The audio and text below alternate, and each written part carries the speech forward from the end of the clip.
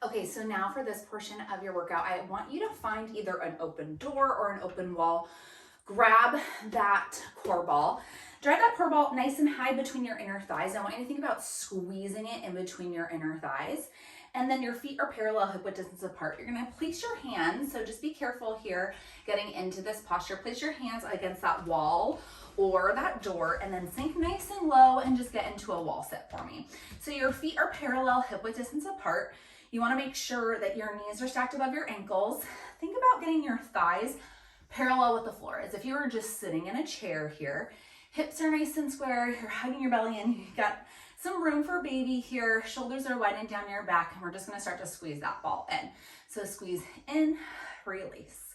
Squeeze, release. So even when you're holding this posture, we build heat really quickly, right? Because we have that extra weight, first of all, of our baby, especially if you're further along in your pregnancy. You're gonna start, and then if you're not, you're still gonna feel it because you're supporting your own body weight with your feet, really finding balance and stability here against the wall. So I want you to think about focusing on your breath. You're gonna feel this in your quadriceps, your glutes, your hamstrings, and especially those inner thighs as we start to squeeze that ball. Now, if it starts to not feel good on your knees, you can always come up a little bit higher. That relieves a little bit of extra tension on those knees. But remember, you can always take breaks too. So always feel free to stand back up and then get right back into the work. But we're focusing on squeezing that ball. By squeezing that ball, you're really focusing on your adductors, your inner thighs. Those have a straight connection into our pelvic floor and our transverse abdominals. So they're gonna help you strengthen your pelvic floor muscles, help strengthen your transverse abdominals, which is gonna be great and really help you throughout your pregnancy, labor and delivery process, and beyond. So just focus on breathing here. At any point, if that ball doesn't feel good or if you don't have a ball, you can always ditch it, but I still want you to imagine like you have it between your inner thighs. You're finding that squeeze, release, squeeze, release. So think about drawing those adductors in and focusing on exhaling as you squeeze, letting all the air out of your lungs, and then inhaling as you reset. Couple more just like that. Squeeze, release, squeeze, release. For 4, for 3, for 2, I want you to hold the squeeze. You're gonna move 1 inch. Take it down 1 inch, press up, take it down, press up. So really it's not a big movement right here. It's a really small range of motion. You're just pushing a little bit more weight into your feet to find that little 1 inch left. Take it down, press up, take it down, press up. Shoulders are winded down your back. Think about a nice bright collarbone right here. Take it down, lift up, just lower and left. And don't worry, after this posture, we're gonna find a little release. So you will get it, I promise. Stay nice and strong. For 4, for 3, for 2. Now it's a tiny little pulse down. So pulse down and down.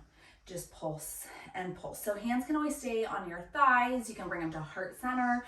You can reach them out in front of you if that helps you help with your balance. But again, I really want you to focus on staying nice and strong and low in those legs. So focusing on your breath, making sure you're not rounding forward.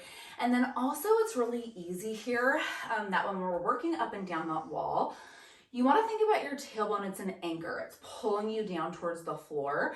You want to make sure that you're not pushing your hips away from the ball and losing that overall posture alignment, or that you're starting to arch your back and really shoot your booty against the wall and lose, again, that nice long spine. You want to think about shoulders are stacked right above your ribs, which are stacked right above your pelvis. So think about that nice long spine as you work here in this wall set.